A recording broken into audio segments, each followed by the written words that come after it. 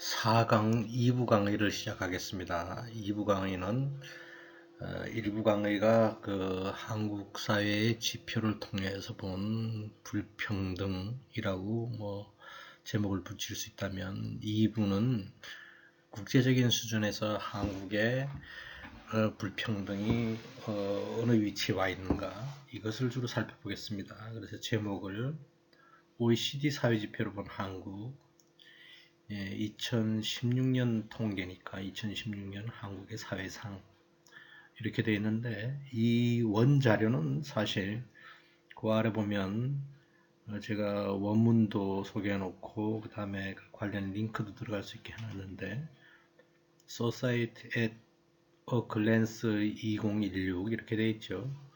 여기로 들어가면 영어 원본으로 된 자료를 살펴볼 수 있을 겁니다. 우선 OECD 사회지표로 본 한국이니까 OECD가 어떤지에 대한 이해를 좀 하고 지나갔으면 좋겠어요. OECD는 풀어서 얘기하면 경제협력개발기구라고 이제 얘기되는데, 이 조직의 그 목표는 회원국 간의 상호 정책 조정 협력을 통해서 세계 경제의 공동 발전 및 성장과 인류의 복지 증진을 도모하고 정부 간 정책 연구 협력 기구 이렇게 돼 있는데, 우리가 아마 여러분들이 시사나 아니면 뉴스 같은 데서도 OECD는 여러 번 얘기 들어봤을 텐데, 주로 이제 OECD 하면 그 아래 이제 그 가입국들이 나와 있지만, 일반적으로 얘기하자면 몇 나라를, 한 두세 나라를 제외하고는 전반적으로 거기 보면은 소속된 나라들이 무슨 덴마크, 독일, 미국, 그 다음에 무슨 스웨덴, 스위스 등등, 영국, 이탈리아, 일본 등등, 프랑스 이렇게 포진되어 있는 걸 보면 일반적으로는 이제 선진국 이렇게 얘기할 수도 있겠어요. 좀 무리가 있지만 굳이 표현하자면, 그래서 우리가 OECD 국가들이 이제 그들 회원국들의 각각 이제 그 공통된 기준을 가지고 이제 몇 가지 통계 자료를 생산해서 발표하곤 하는데, 그 자체가 이제 국제 비교를 하기에 굉장히 용이한 자료라서 자주 인용되고 있죠. OECD에서 평균 얼마인데 어느 나라는 어떻게 위치해 있으며, 또 OECD 국가들 중에서 전체 다 조사를 했을 때 몇 위에 위치 지어져 있으며, 이런 통계를 이제 주로 자주 이용하는 거라고 보면 되겠어요. 그게 이제 경제협력개발기구가 하는 목적은 고유의 목적이 따로 있지만, 우리가 주로 이제 여러분들이 시사 문제를 접할 때나 통계 자료를 볼 때는 이제 OECD는 이제 그런 식으로 인용하고 있다. 그런 걸 이제 참고하면 되겠어요. 거기 보면 OECD는 원래 18개 국가가 그 회원국으로 있었는데, 좀 넓혀서 미국, 캐나다 등 이제 총 20국이 됐다가 나중에 좀 더 이렇게 더 늘어나고, 우리나라 같은 경우는 96년도에 그 29번째로 회원국에 이제 가입한 경우가 되겠다. 여러분들 밑에 OECD 국가 가입국을 보면 그 전반적인 대부분의 나라가 포진되어 있지만, 가장 눈에 띄는 건 중국이 이제 안 보이고, 러시아가 안 보이고, 또 큰 규모로 할 수 있는 인도가 안 보이고, 그 다음에 또 남미의 큰 나라 브라질, 흔히 얘기하는 브릭스라고 표현하죠. 그런 나라들은 이 통계, 이 회원국에 들어갔기 때문에 여기서 내는 통계에는 이제 빠져 있다. 그 정도를 여러분들이 참고로 하고, 이 자료를 여기서 생산된 자료를 여러분들이 보시면 되겠습니다. 그래서 아까 말씀드린 것처럼 여기 자료는 우리가 그 Society at a Glance 2016이라고 하는 자료가 원래 영어 자료인데, 이제 한국 사회에 맞게 재구성해서 해석해서 이제 재편성했다. 그래서 그 자료를 원문을 살리는데 한국글로 요약해서 이제 발췌해서 이제 형성해서 한국 사회 위주로 이제 한번 재구성해보는 거죠. 그래서 이제 제목을 보자면 글랜스니까 한눈에 보는 사회상 2016 이런 식으로 이제 얘기할 수 있겠다. 번역을 하자면.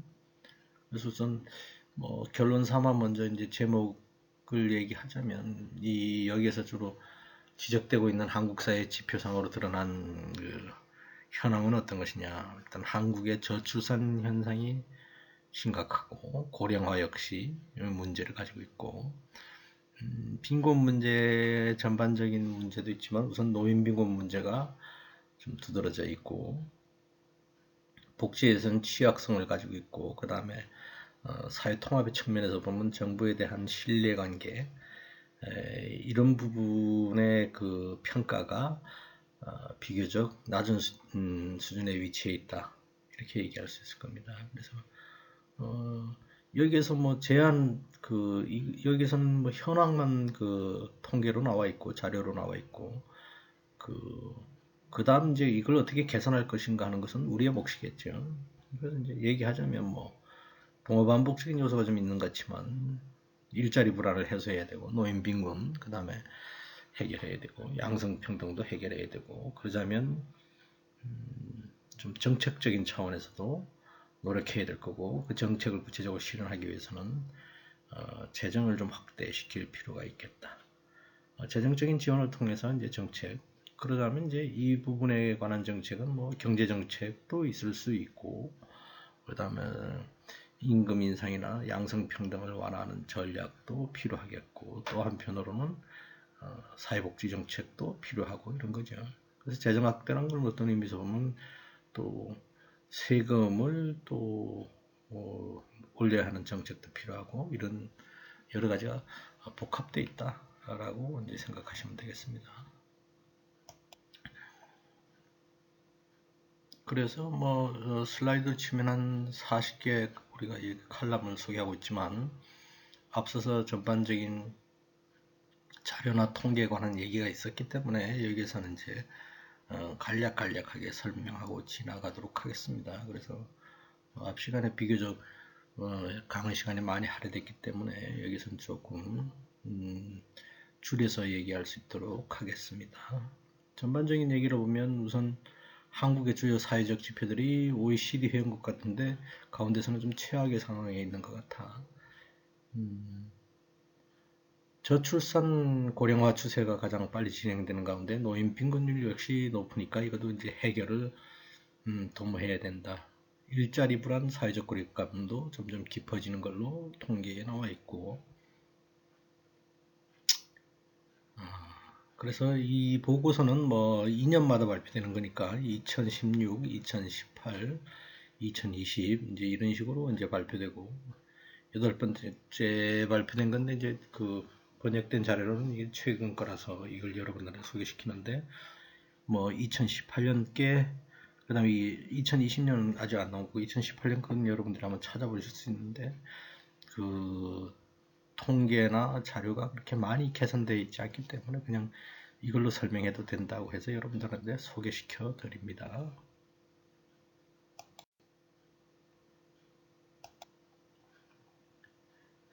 우선 이 보고서가 소득과 인구구조 변화 등을 담은 일반 지표뿐만 아니라 고용상황, 불평등, 건강성, 사회통합성 이래서 5가지 영역의 주요 지표들을 가지고서 회원국들하고 비교하고 있는 지표죠.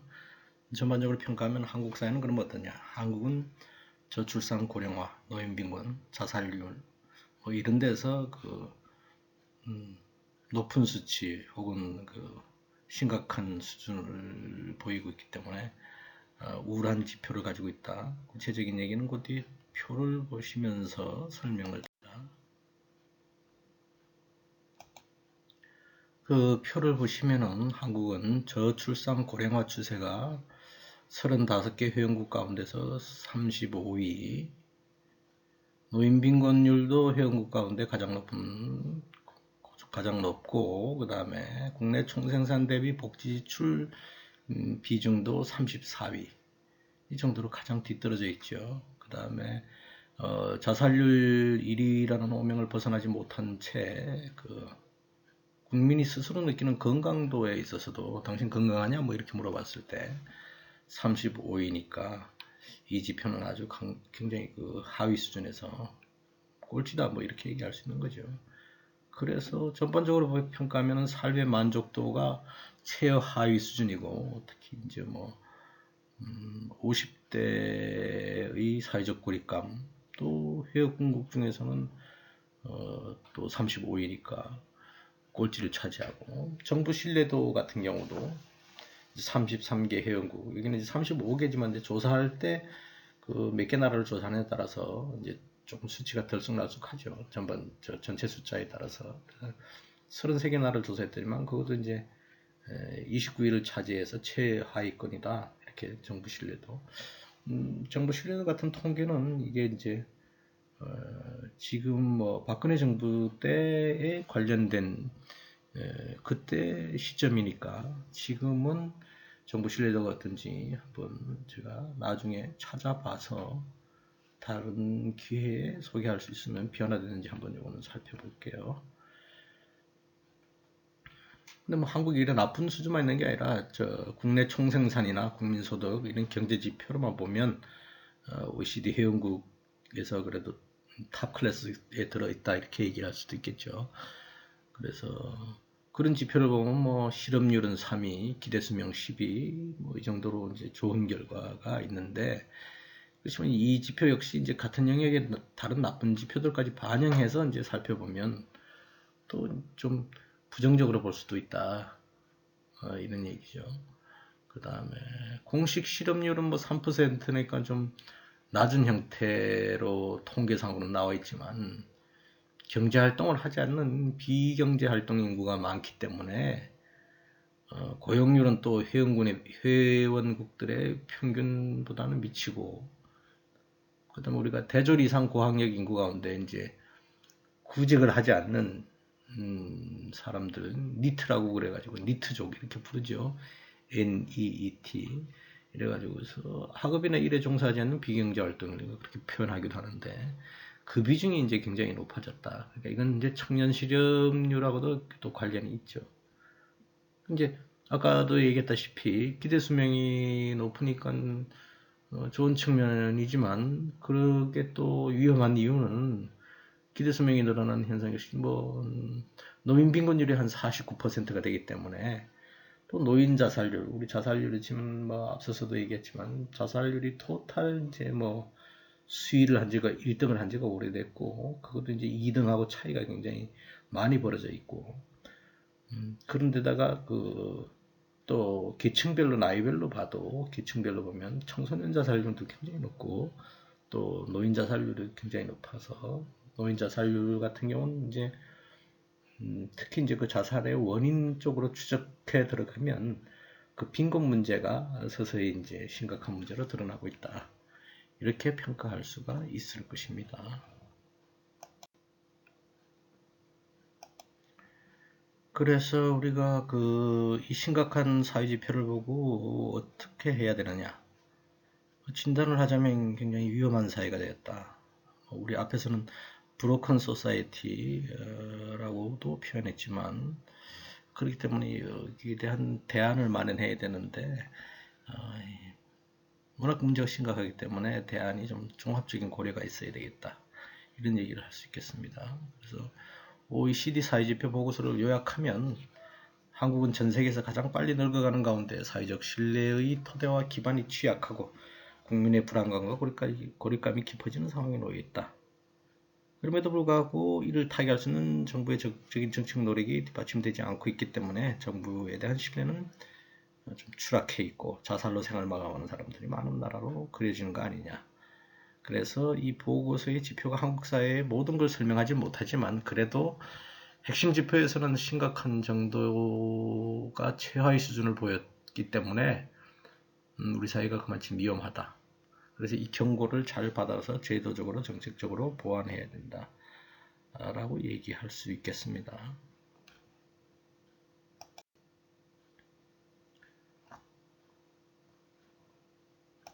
그래서 이 지표를 읽는 방법을 보시면 5가지 영역으로 나눠놨죠. 일반, 자족성, 평등성, 건강성, 사회통합성 이렇게 해서 각각의 영역에 또 구체적인 지표들을 한 3-4가지씩 다 이제 포진시켜 놨는데, 거기에 따라서 이제 OECD 국가에서 순위가 어떻게 되느냐 라는 거 하고, 그 다음에 그 심각도에 따라서 플러스 마이너스 표시를 했는데, 플러스 기호는 긍정적인 상황, 마이너스 기호는 부정적인 상황. 그래서 긍정이냐 부정이냐 정도에 따라서 그 심각도 정도에다가 최선이다, 뭐 괜찮으면 최선, 뭐 어느 정도 또 순위가 좀 높으면 양호 정도 표시하고, 좀 개선해야 되겠다 그러면 취약, 그 다음에 심각하다 이러면 최악, 이런 식으로 이제 구분했죠. 그래서 뭐 거기 보면은 앞서서 설명했지만 뭐 실업률 같은 경우는 통계상으로는 뭐 나쁘지 않게 나와 있고, 여기 보면은 그 다음에 또 이제 기대 수명 같은 경우도 우리나라가 뭐 12 뭐 이렇게 돼 있으니까 양호 정도로 표시돼 있고, 그 다음에 뭐 빨간 걸로 표시된 거는 최악이란, 순위가 거의 뭐 35개 국가를 다 그 조사했을 때는 거의 제일 아래쪽에 위치해 있는 최악이다. 전반적으로 이제 좀 문제가 심각한 걸로 드러나 있죠. 그래서 구체적으로 영역별로 한번 들어가서 한번 보겠습니다. 제일 영역인 일반 지표부터, 5가지 영역 중에 제일 위에 있는 일반 영역부터 살펴보면, 거기에는 이제 하위 영역이 가구 소득이 어떠냐, 출산율이 어떠냐, 이민을 어떤 식으로 받아들이는데 어떤 태도를 보이느냐, 그 다음에 가족에 대해서 어떤 변화가 있느냐, 인구 변화는 또 어떠냐, 뭐 이런 지표가 있죠. 이제 밑에 표를 보면서 여러분들이 이제 참고할 때는 여기 있는 그 글로 된 걸 참고하시고, 이제 그 글에 대한 구체적인 이제 표시를 도표화했으니까, 그걸 그래프화했으니까 그걸 잘 참고하시면 되겠습니다. 우리나라의 가처분 중위 소득이라고 할 수 있는 것은 OECD 평균에 가깝다, 그렇게 해석할 수가 있네요. 2013년도 기준으로 했을 때 구매력 기준으로 보면 21.802달러로 OECD 평균이 21.578이니까 그 수준하고 비슷하다. 그래서 일본하고 아일랜드에 이어서 35개 국가 중에서 19위 정도에 해당되는 걸로 돼 있죠. 그래서 평균 이상 뭐 이런 점수를 줄 수 있다.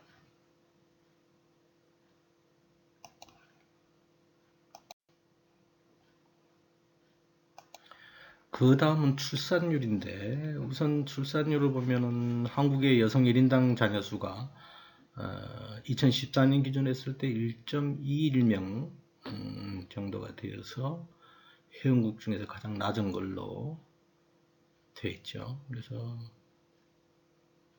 전체적으로는 OECD 국가 전체적으로 보면 1970년대 2.7명이었는데 70년에 2014년에 이제 1.7명으로 전반적인 하락세를 보여서 악화되어 있다라는 걸 볼 수 있습니다.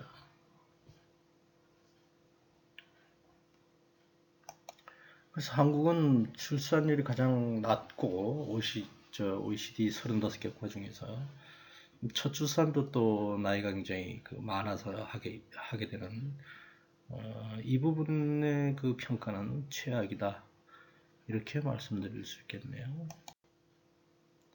보면 첫 출산 연령이 OECD 평균이 보다도 훨씬 많아서 우리가 한국은 그 1위를 달리고 있죠. 그래서 한국 같은 경우는 뭐 95년만 해도 26.5세가 그 첫 아이를 낳는 연령이 됐는데, 2014년이 되면 31세가 되면서 OECD 국가 중에서 가장 늦게 출산하는 국가가 됐다. 근데 이제 일본하고 남유럽 국가들이 보면은 또 늦어지는 형태를 보이고 있죠.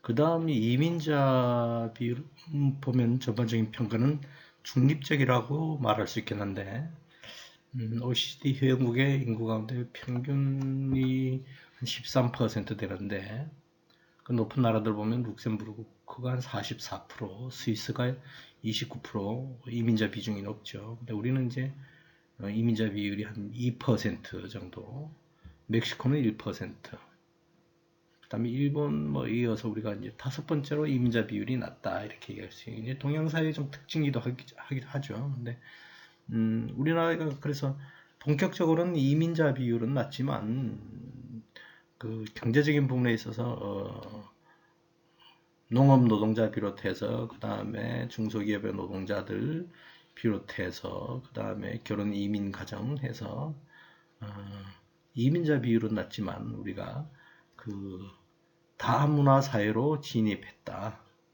여기 통계에 잡히진 않지만 다문화 사회적인 측면이 강화되고 있다. 이 부분은 여러분들이 이제 염두에 둬야 될 것 같아요. 그 다음에 뭐 그래프상으로 없지만 가족을 보면 가족 구성에는 우리가 이제 OECD 회원국 전체적으로 보면 초연 연령이 좀 높아지고 있다.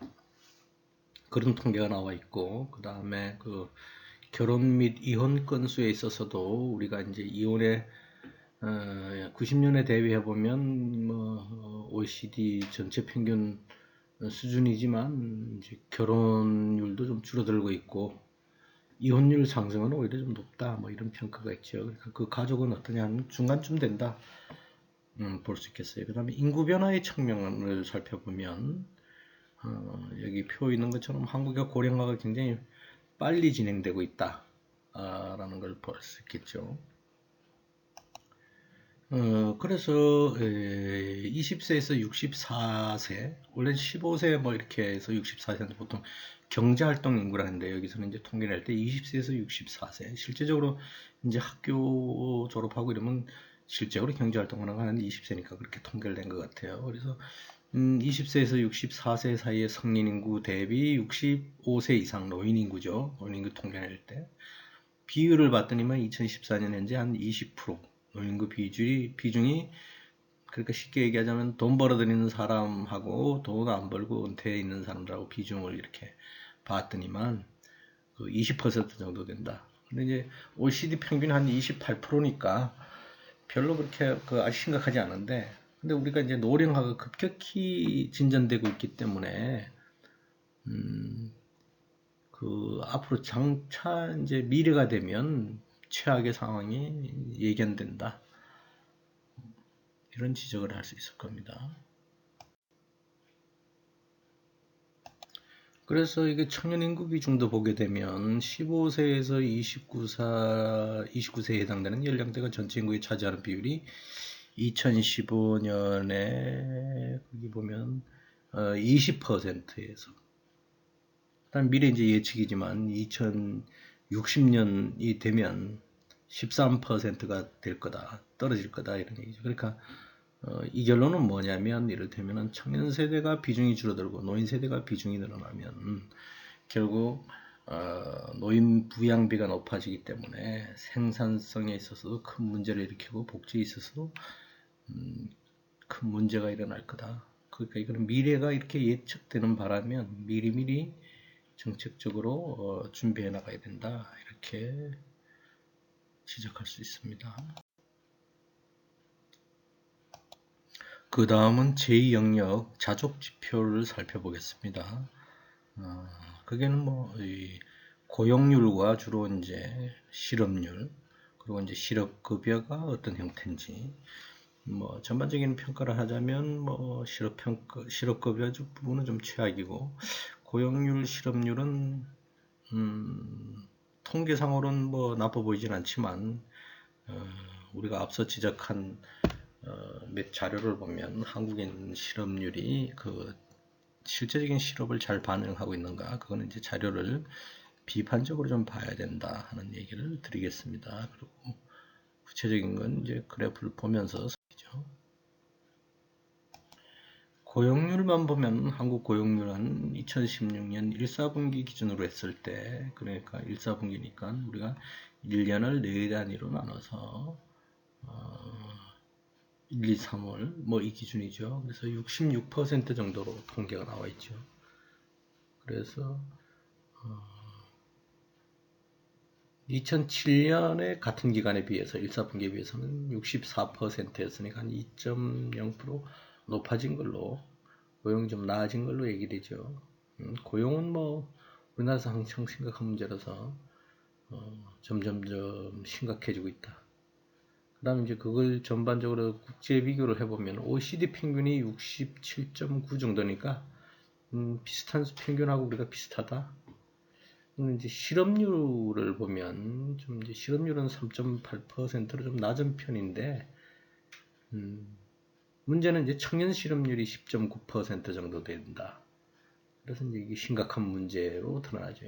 여기 아까 얘기했지만 공식 실업률이 어떤 사람은 이제 실업 그 군에 포함시키는 따라 실업률이 좀 달라지기 때문에 우리나라 이제 실업 통계는 좀 아까도 얘기했지만 잘 고려해서 봐야 된다. 이 얘기를 먼저 드리겠습니다.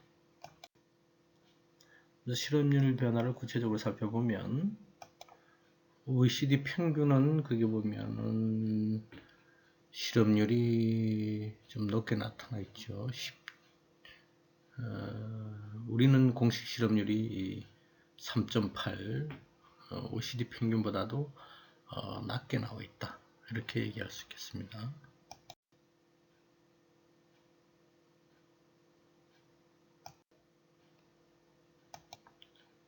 아까도 말했듯이 청년 실업률 중에서도 특히 고학력 니트 비율이 굉장히 한국이 높다. 그래서 터키가 29.8로 가장 높고 이탈리아가 26.9, 그 뒤고 우리가 한 7위쯤 되죠. 그렇게 보이고 그 다음에 한국의 청년 인구 가운데 취업자는 한 40%. 그 취업자 40% 중에서 그 순선 취업자가 34%, 하급중 취업자가 이제 졸업하고 나서 한 사람이 34, 공부 중에 이제 한 사람이 한 5% 정도가 이제 취직을 했다. 이렇게 보이는 거죠. 그래서 고학력의 니트의 비중은 그리스, 이탈리아 다음 우리가 세 번째로 높다. 청년 실업률 좀 높다. 이걸 이제 말씀드릴 수 있겠네요.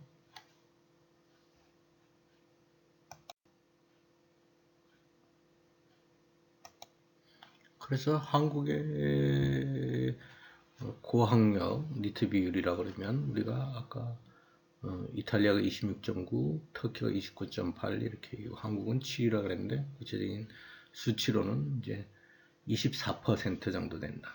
그래서 OECD 평균 13%니까 그거 2배가 된다. 그래서 우리가 청년 실업에 대해서는 특단의 대책이 필요하다. 이렇게 말씀드릴 수가 있습니다. 그 다음에 실업급여에 대해서 살펴보겠는데, 우리 이제 순위로 따지면 35개 국가 중에서 28위 평균 이하이기 때문에 최악 이렇게 평가할 수 있을 것입니다. OECD 회원국들은 대체로 12개월 정도, 1년 정도의 취업 요건을 우리가 실업급여를 할 때 이제 지급 요건으로 삼고 있는데, 실업급여를 주는 이제 최대 지급 기간은 나라마다 좀 달라서 다양하죠.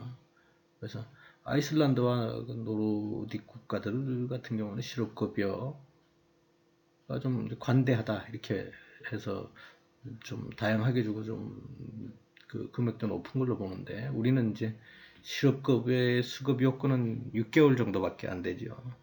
짧고 실업급여를 지급하는 지급기간도 6개월 취업했을 경우에 3개월 뭐 최대로 우리가 잡아도 6개월, 8개월 정도 실업급여밖에 안 주기 때문에 굉장히 짧은 날에 속하는 걸로 돼 있죠. 그 통계표를 보면. 그래서 우리는 실업급여를 줄 때 수급 자격이 없기 때문에 정책 대상에서 또 누락이 되고 통계에서도 제대로 파악 안 되는 거 있기 때문에 그것도 이제 좀 감안해야 된다. 감안하더라도 통계 안에서도 드러난 것만 봐도 통계가 이제 그 회원국 중에서 헝가리, 이스라엘, 그 다음에 이제 그 한국 뭐 이 정도. 다른 나라는 통계가 없으니까 헝가리, 이스라엘, 그 다음에 한국이 굉장히 그 실업급여가 좀 보장 안 돼 있다. 이렇게 평가할 수 있을 것입니다.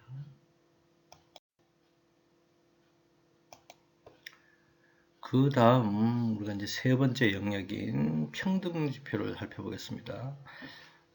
원래는 사실 뭐 다른 부분은 굳이 이 과목 그 주제에 맞게 강의한다면 사실은 다른 부분에 있는 자료보다 결정적으로 이제 이 부분을 얘기하고 싶어서 사실은 이 자료를 여러분들한테 소개하는 건데, 소개하는 김에 이제 전반적인 이해를 위해서 다른 부분도 사실은 같이 소개하는 건데, 이 부분이 가장 중요하다고 말씀드릴 수 있겠죠. 여기 보면은 평등 지표에서는 소득 불평등, 그 다음 빈곤율, 사회보장 급여 수준, 보장 지출, 뭐 이런 등등의 이제 하위 영역 지표가 있죠. 그래서 전반적인 평가를 하자면은 소득 불평등은 뭐 어쨌거나 우리 스스로는 악화되어 있다고 체감 수준에서는 그런데 통계상으로 보면 뭐 중간 수준. 빈곤율을 보면 상대 빈곤율은 평균 이하고 노인 빈곤율은 35개 국가에서 35위니까 꼴찌 수준이고, 그 다음에 사회보장 급여 수준은 어떠냐? 뭐 우린 굉장히 이제 이 정부 들어서 복지가 굉장히 좀 강화돼 가고 있는 측면이 있다고 보여지지만 여전히 이제 그 낮은 수준에 있다. 32개 국가 중에서 25위 평균 이하고 좀 취약한 측면이라고 평가가 되고, 사회보장 지출은 이제 그 지출비가 전체적인 그 다른 예산에 비해서 아니면 국민 총소득에 비해서 총생산에 비해서 비중이 어떻게 되느냐, 이거 보면 이제 그 35개 국가 중에서 굉장히 인색한 비중이 낮은 34위 최악의 수준에 속한다, 이렇게 얘기할 수 있겠죠. 구체적인 건 이제 하나하나 볼게요. 소득 불평등은 이제 공식 지표상으로 보면 중간 정도 수준이다.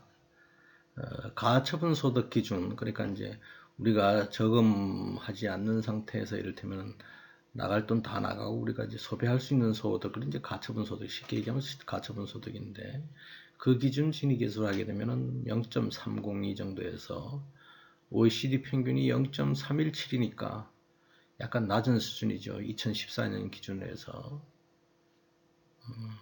그래서 좀 낮은 수준이고, 그 다음에 이제 배율로 보면 상위 소득의 10% 대비해서 하위 10%의 배율을 보게 되면, 진위계수의 배율을 보게 되면 10분위 배율은 이제 9.9 이렇게 얘기할 수 있고, 평균이 OECD 평균이 9.37이니까 그거보다 좀 높다. 그래서 소득 불평등 지표가 가장 나쁜 국가는 거기 나온 것처럼 칠레, 멕시코, 미국 이런 순서로 되어 있죠. 근데 한국은 여기 이제 우리가 자산 불평등 같은 경우는 그 통계에 잡히지 않아서 평가하기가 좀 평가할 수 없, 평가에서 이제 제외가 되어 있다. 그래서 우리가 좀 더 이건 그 최신 자료를 조금 더 업데이트하게 되면 뭐 별 차이가 없어 보이지만, 2019년도의 OECD 평균은 이제 지수가 뭐 계수 지수 0.315 정도 수준 평균이 OECD가, 그래서 한국은 0.295 수준. 그러니까 이 지니계수 상으로 보면 점점 개선되고 있는 것처럼 보이죠. 아까 우리가 앞서서 얘기했던 것처럼 지니계수가 0에서부터 1에 포진해 있는데 보통 3하고 5에 위치해 있는데, 우리가 완전 평등은 0, 그 다음에 완전 불평등은 1, 뭐 이렇게 되니까 시간이 지나서 1쪽에 가깝게 가지 않고 0쪽으로 가까이 위치했다는 것은 그만큼 불평등 정도가 좀 완화됐다, 이렇게 평가할 수 있겠죠. 여기에 대해서는 뭐 체감으로 느끼는 게 좀 달라서 사람들이 통계에 문제가 있다, 뭐 이렇게 주장하는 학자들도 있어요. 대표적으로 우리가 1주차 강의에 얘기했던 뭐 장하성 교수 같은 경우가 이제 그런 주장을 하죠. 그 다음에 빈곤율을 보게 되면은 이제 여기서 측정하고 있는 것은 상대 빈곤율인데, 국가적으로 보면 35개국 중에서 26위에 차지를 하고 있기 때문에, 상대 빈곤율은 뭐냐, 이를테면 우리가 중위소득 50%의 미만 비율, 중위소득이라 그러면 우리가 가구의 가구 구성원들에 따라서 가구가 좀 달라지겠지만, 예를 들어서 4인 가구라고 치면 4인 가구에 4인 가구가 100가구다 이렇게 되면 순서대로 놓았을 때 아래서부터 놓든 위에서부터 놓든 순서대로 놓았을 때 100만원 벌이 하는 사람들도 있고 200만원, 300만원 벌이를 하겠잖아요. 그래서 순서대로 놓았을 때 평균이 아니라 일렬로 쭉 순서별로 배열했을 때 가장 가운데 있는 사람의 소득, 그게 중위소득이죠. 그 중위소득이 만약에 4인 가구의 가장 가운데 있는 그 가구의 소득을 분포시켰을 때 가운데 있는 가구의 소득이 예를 들면 한 300만 원이 된다. 이렇게 얘기하면 4인 가구 중에서 300만 원이 그 중위소득인데 그거의 50%니까 뭐겠어요? 150만 원. 그러니까 엄마, 아빠가 있고 아들, 딸 둘 있는 4인 가구에서 만약에 300만 원의 중위소득이 300만 원이 그 계산된다면 그거의 절반인 50%니까 150만 원. 그러니까 150만 원 벌이가 안 되는 월 150만 원 벌이가 안 되는 사람들은 이제 상대 빈곤층에 속한다. 그걸 우리가 상대 빈곤이라 그런다 이런 얘기죠. 그러니까 그건 이제 2인 가구, 1인 가구 이런 거 다 이제 그 달라질 테니까. 그렇게 했을 때 그 비중이라는 게 뭐냐? 14.4%라는 거죠. 한국의 상대 빈곤 수준이라는 게. 그래서 그거는 OECD 평균이 이제 11.4인데 한국은 이제 뭐 절대 빈곤 수준에서 더 낫다 그러지만 이런 기준에서 얘기해서 상대 빈곤을 책정하면 그 부의 불평등 정도에 따라서 그런지 몰라도 그 상대 빈곤율이 평균보다 높다 이렇게 얘기할 수 있어요. 상대 빈곤율이 높은 국가를 거기 보면은 이스라엘이 그 높고 미국, 터키 뭐 이런 거예요. 그러니까 이 우리나라를 비롯해서 이런 나라들은 그 불평등이 심하다 이렇게 얘기할 수 있는 거예요. 가난한 사람이 많다라고 얘기하기보다는 사실 불평등이 좀 심한 나라다. 그래서 우리는 여기서 그 밑으로 세면 한국은 35개 국가 중에서 아까 26이니까 그 불평등이 심한 나라에서 거꾸로 세면 우리 한 10번째 정도 되는다. 35개 국가 중에. 그렇게 얘기할 수 있겠네요.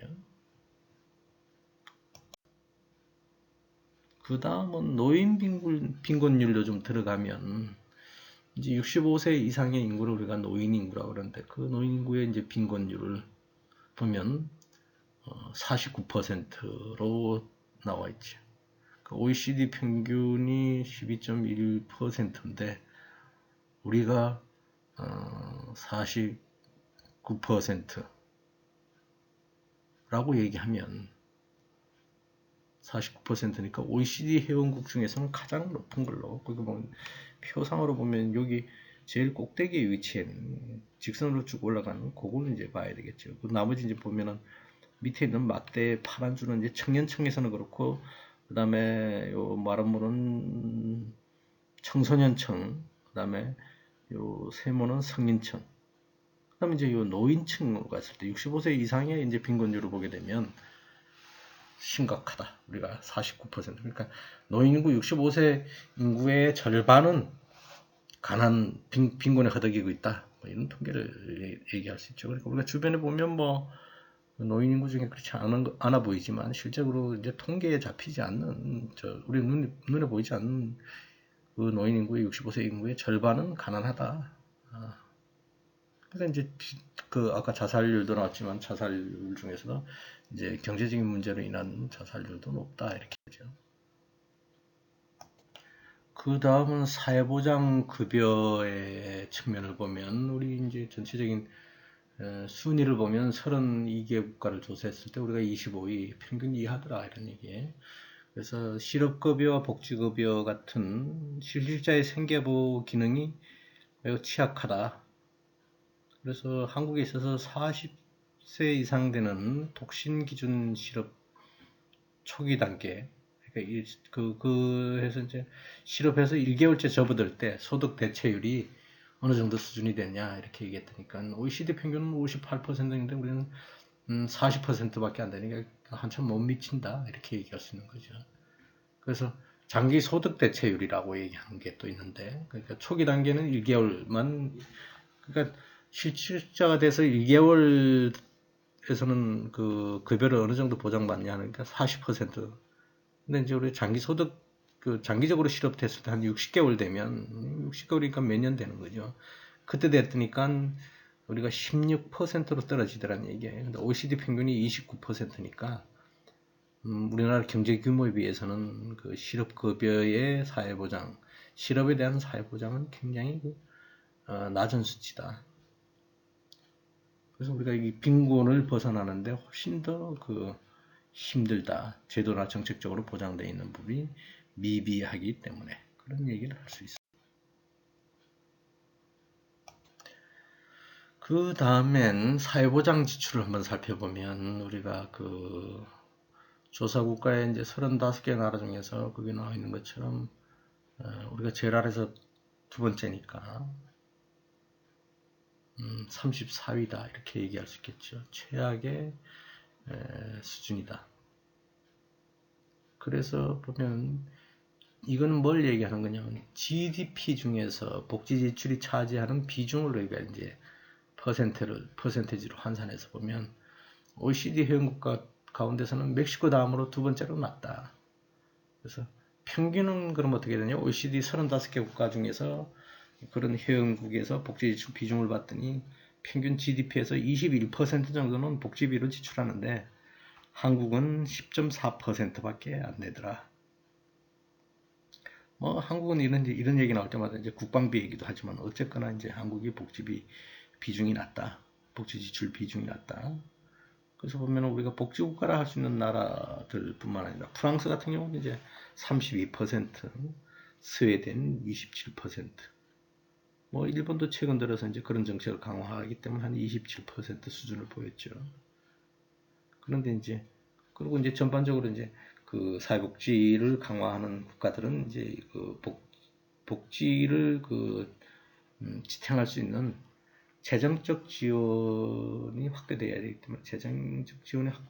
때문에 복지비 지출 비중이 높다 이렇게 얘기할 수 있는 거예요. 그러니까 우리는 어떤 의미에서 보면 복지에 투여되는 재정이 낮음에도 불구하고 복지에 대한 요구 사항은 많죠. 그러니까 사실 그 부분은 사회적 합의가 돼야 된다. 이를테면 세금 많이 내는 대신에 내가 그 급여 중에서 많은 비중을 세금으로 내는 대신에 복지 부분에 이제 비중이 높아져서 많은 혜택을 볼 수 있게끔 하는 데 대해서는 그 부분에 대해서는 사회 구성원들 간의 합의가 있어야 되겠죠. 한국은 좀 낮은 수준에 있다. 일단 그 평가를 했네요. 그 다음은 제4영역 보건지표를 살펴보겠습니다. 보건지표는 보면 한 5가지 정도의 지표가 있죠. 기대수명, 그 다음에 건강인식, 자살률, 보건지출, 음주, 흡연 이런 게 있는데 기대수명은 35개국 중에 우리가 상위 10위에 랭크되어 있으니까 평균 이상이고 건강을 인식하는 스스로 이제 자신의 건강이 좀 나쁘냐 좋으냐 이렇게 문제가 있다고 생각하는 사람들의 비중이 답한 사람들의 비중이 굉장히 높아요. 그래서 34개국 중에서 34위 건강 인식에 대해서는 최악. 자살률 같은 경우는 앞서서 여러 번 얘기했지만 1위 최악. 그 다음에 보건지출 비중은 평균보다는 좀 밑에 떨어져 있는 평균 이하. 그 다음에 음주 흡연 같은 경우도 보면 흡연율은 34개국 중에서 20위, 술 소비 봤더니만 35개국 중에서 한 15위 이 정도 비중을 차지해서 아마 평균 이하가 됐네요. 아마 여기 지표 중에서 하위 지표에서 요즘 같은 경우처럼 코로나 전국에서 코로나 전국을 어떻게 전염병을 잘 대처하느냐 이런 수준이 있으면 굉장히 높은 순위를 차지할 텐데 그런 수준은 이제 이 지표에 들어가 있지 않으니까 평가할 수 없지만 전반적으로 이제 일반적인 보건 지표에 있어서는 한 자살률 그러니까 일상적으로 얘기하자면 우리가 자주 인용하는 지표는 자살률하고 기대수명이니까 기대수명은 좋고 자살률은 최악이니까 이거 자살률은 아까도 얘기했지만 굉장히 오래전부터 심각한 문제였는데 아직 국가적인 대책이 안 나왔다 이렇게 얘기할 수 있겠죠. 이게 완화되는 조짐을 보이지도 않고 있기 때문에 이거는 뭐 그 제도적인 차원도 좀 필요하고 제도적인 차원이라는 게 이제 그럴 가능성 있는 대상자들에 대한 지원책이겠죠. 그런 게 좀 필요하다. 구체적으로 하나하나 살펴보겠습니다. 이건 뭐 앞서서도 일부에서 얘기했으니까 길게 얘기하지는 않고 간단히 얘기하고 지나갈게요. 2014년도 이제 기준으로 봤을 때 평균 기대 수명이 뭐 82.2세, OECD 평균이 80.2세니까 그거보다 높다. 이렇게 얘기할 수 있겠습니다.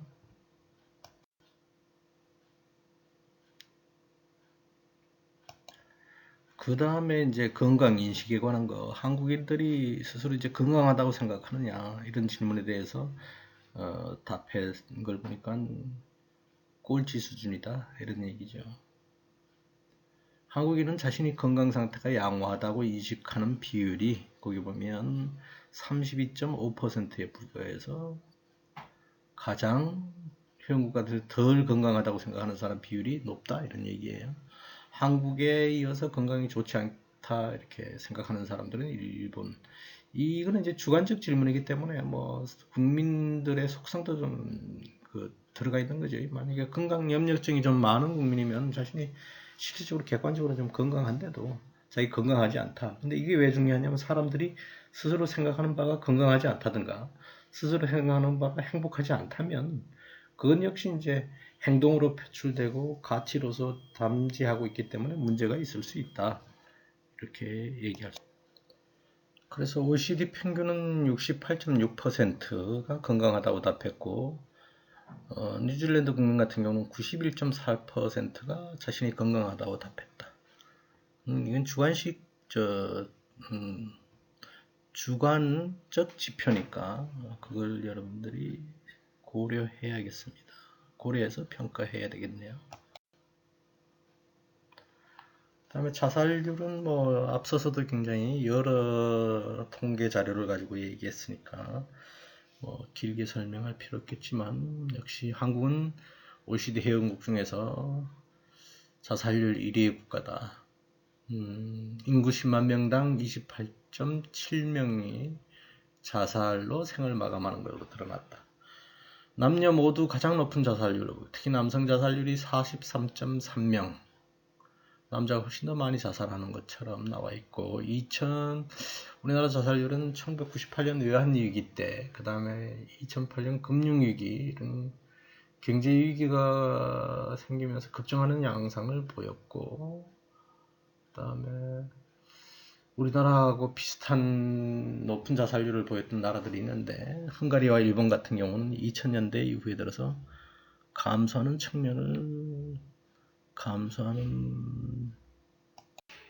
걸 보였다 이런 평가도 있습니다. 그거는 어떤 의미에서 보면 뭐 자연적으로 그렇게 된다고 얘기할 수는 없겠죠. 사회에서 국가에서 어떤 정책을 추진하느냐에 따라서 달라진다 이렇게 얘기할 수 있을 겁니다. 아까 3영역에서 평등 지표에서 우리가 복지비 지출 비중 얘기가 있었죠. 우리가 이제 여긴 이제 보건 영역이니까 보건 지출이 어떠냐 이렇게 얘기하자면 한국의 국민 의료비 지출은 GDP 대비에 몇 퍼센트나 되느냐 이렇게 봤더니까 7.1% 정도 수준인 거죠. 그래서 OECD 평균이 한 9.3% 되니까 그거보다 낮은 수준이더라.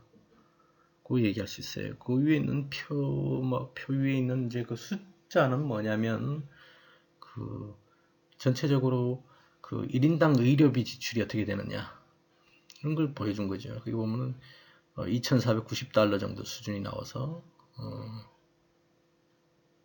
우리나라 같은 경우는 2,490달러 정도 수준으로 이제 표시가 되어 있죠. 그렇게 많은 비중은 아니다. 걸 보여주고 있네요. 그래서 이 보건 지출 비중을 보면 아까 얘기했다시피 7.1% 정도 수준이 돼서 35개국 중에서 26위 평균보다는 밑돈다 이렇게 말씀드릴 수 있겠네요. 그 다음 5영역으로 넘어가도록 하겠습니다. 5영역은 사회통합지표라고 우리가 얘기할 수 있는데, 여기 보면은 가장 큰 것은 뭐 여러 가지가 표기되어 있지만 중요한 것만 좀 보면 삶의 만족도 지표, 그 다음에 신뢰 지표, 이 두 가지로 볼 수 있겠네요. 삶의 만족도는 35개국 중에서 28위에서 평균 이하이기 때문에 우리가 삶의 만족도는 우리가 앞에서 행복하냐 뭐 이런 그 지표도 봤지만 굉장히 낮은 점수를 낮은 순위를 차지했기 때문에 평균 이하 좀 최악의 상황이라고 평가할 수 있고, 그 다음에 신뢰의 수준은 뭐 몇 가지 수준을 나눠서도 구분할 수 있는데, 다른 사람을 신뢰하느냐 인간관계에서 그러면 35개국 중에서 23위 평균 이하로 평가할 수 있겠고, 그 다음에 정부를 신뢰하느냐 뭐 이것도 33개 국가 중에서 29위니까 평균 이하로 최악이라고 볼 수 있고, 그 다음에 살아가면서 이제 불안하냐 안 하냐 뭐 이런 불안 심리가 있느냐 봤더니만 15개 국가 중에서 이제 14위, 이것도 이제 하위니까 이것도 역시 이제 좀 위험한 수준에 노출돼 있다, 이렇게 평가할 수 있겠습니다. 하나하나 살펴보죠. 그 다음에는 뭐 투표율, 투표율 같은 경우는 뭐 이게 이제 통계들이 정확하지 않아서, 그 다음에 그 평가하기 좀 그렇지만 뭐 우리나라는 아마 나쁜 수준은 아닌 걸로 이렇게 평가되죠. 그 다음에 범죄율 같은 경우에는 전체 인구 중에서 이제 감옥에 있는 사람들이 그 얼마나 되느냐 뭐 이걸 이제 살펴보는 건데, 우리나라는 양호한 수준이죠. 아마 뭐 미국이나 이런 데 비해서는 가장 높은 나라가 이제 미국이다 이렇게 얘기할 수 있는 거고, 그 다음에 우리가 사회관계를 살펴보면 한국 사회는 좀 불안이 높은 사회다, 이런 평가를 받을 수 있겠죠. 앞서서 얘기한 것처럼. 그러면 그래프를 하나하나 보면서 설명을 드립니다. 우선 한국인의 삶의 만족도, 우리가 이제 앞에 삶의 만족도, 그 다음에 행복지수 뭐 이런 식의 이제 좀 차원이 다르지만 이제 그런 조사를 했지만, 삶의 만족도를 한번 살펴보면 우선 한국인의 삶의 만족도는 8번째로 낮다, 이렇게 평가할 수 있겠습니다. 그래서 OECD의 삶의 만족도 지표라는 것이 그 갤럽이라고 하는 여론조사 기관이 전 세계 150국을 대상으로 실시하는데, 이게는 이제 0점에서 10점까지 주는 척도를 줘서 11개 척도 기준의 조사 결과를 사용해서 이제 만들어내는데, 삶의 만족도를 이제 봤더니 1위 국가가 스위스, 그래서 7.6, 덴마크, 아이슬란드, 노르웨이가 그 뒤를 잇고 있고, 삶의 만족도를 좀 낮게 평가하는, 이건 이제 객관적 지표죠. 이제 주관적으로 물어본 건 아니니까. 낮은 국가들이 뭐냐? 포르투갈이 5.1, 그리스가 그 다음에 있고, 한국도 5.8이니까 낮은 데서부터 8위 정도 했으니까 OECD 평균이 6.6이라는 점수가 나왔으니까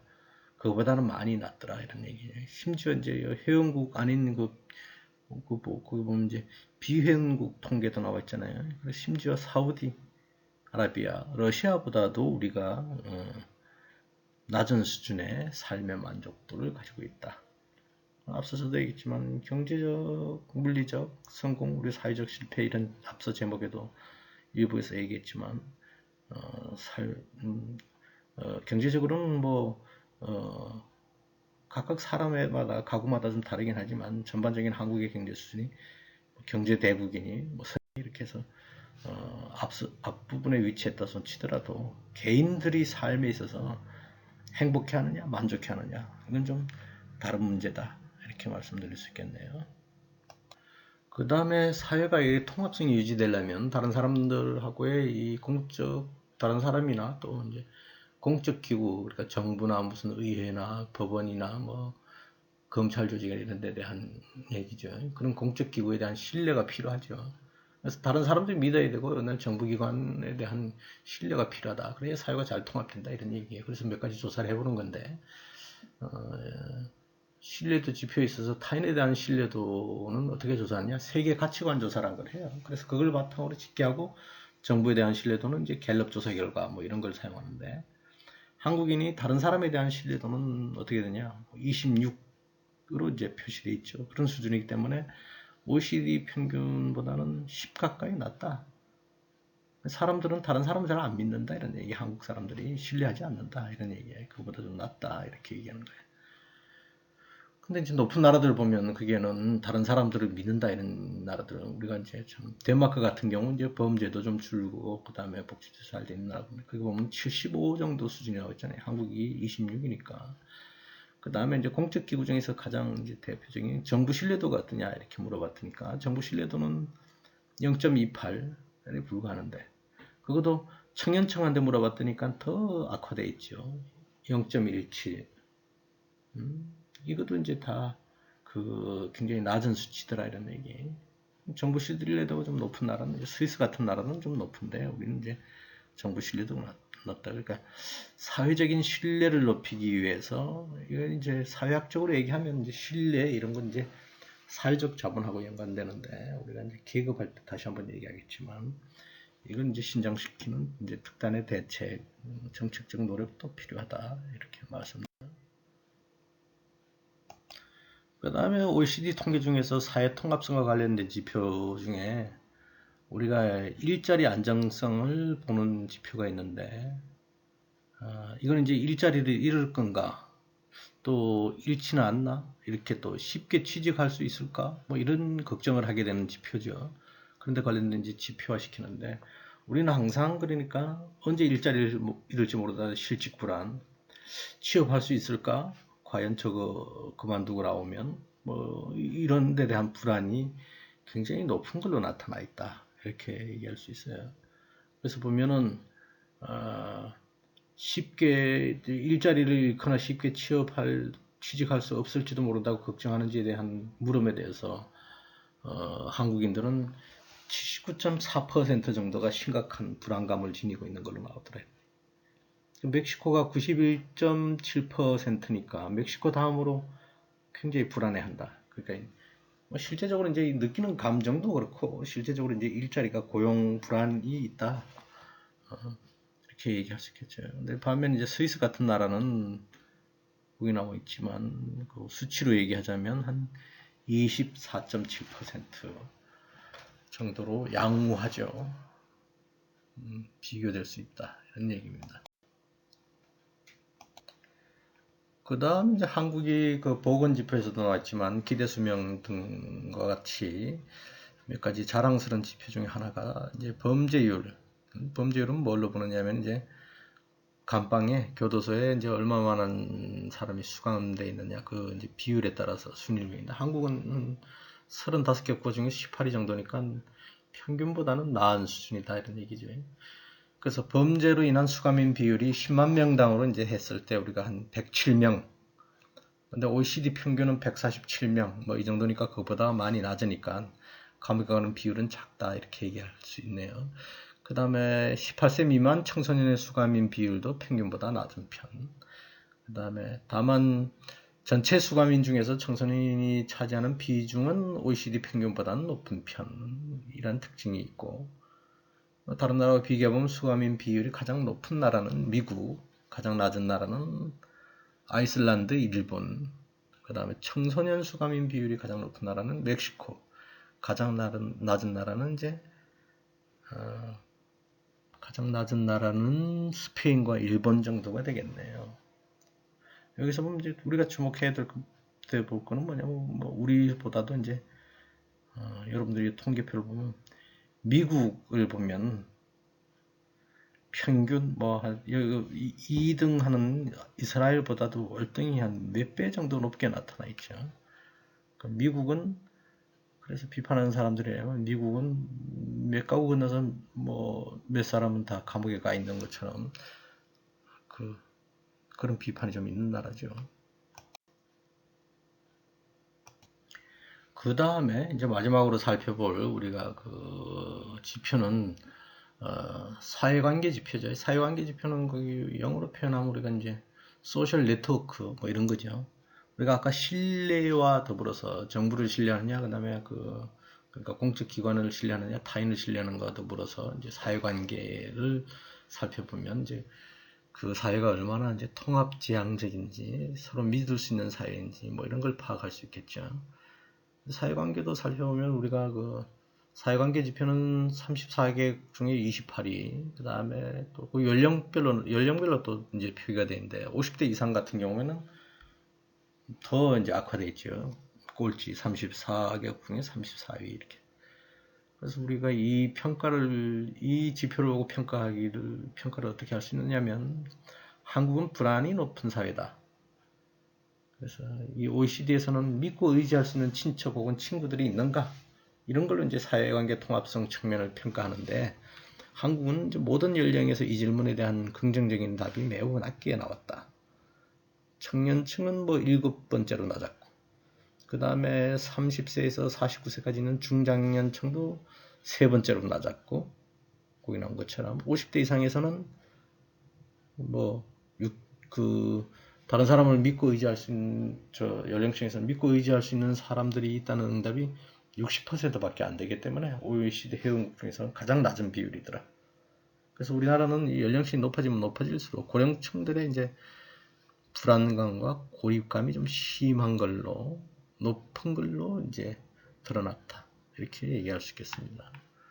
그래서 사실은 우리가 아까도 얘기했지만 이 여러 가지 지표를 통해서는 평등에 관한 그 지표만 뭐 우리가 그 과목상으로 얘기한다면은 불평등하냐 평등하냐 이 지표에 대해 초점을 맞출 수도 있겠지만, 그 여러 가지가 다 여러분들이 살펴본 바와 같이 다른 지표하고 독립적으로 존재하는 게 아니라, 다른 영역과 독립적으로 존재하는 게 다 연관되어 있기 때문에 어느 정책을 실현할 때 이것만 실현하는 데서 그게 개선되는 게 아니기 때문에, 우리가 앞서서도 이제 그 불평등의 한국 지표를 봤을 때도 무슨 교육, 건강 등등을 살펴본 것처럼 여기에서도 이제 다른 영역까지 살펴봤다. 여러분들 이제 그렇게 이해하면 되겠습니다.